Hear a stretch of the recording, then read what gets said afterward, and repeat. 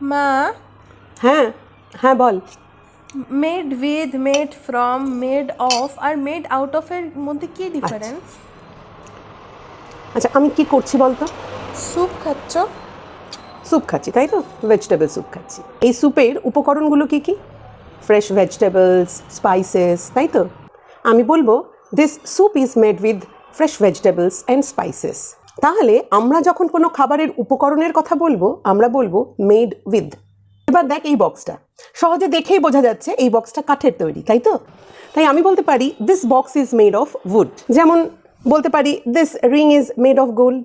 সহজেই উপাদানটা বোঝা যাচ্ছে। তার মানে যখন কিছু তৈরি হয় এমন কোনো উপাদান দিয়ে যেটা সহজে দেখলেই বোঝা যায়, তখন আমরা বলতে পারি মেড অফ।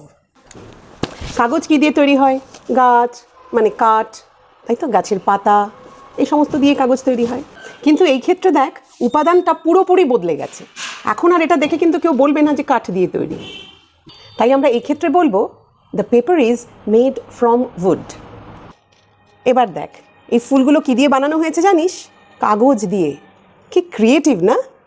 তাই যখন আমরা এই ধরনের ক্রিয়েটিভ কিছু বোঝাতে চেষ্টা করব আমরা বলতে পারি these flowers are made out of paper. এবার তোমাদের পালা। এই সেন্টেন্সটাকে কমপ্লিট করতে আমরা কোন অপশনটাকে চুজ করব? কমেন্ট বক্সে লিখে জানাও।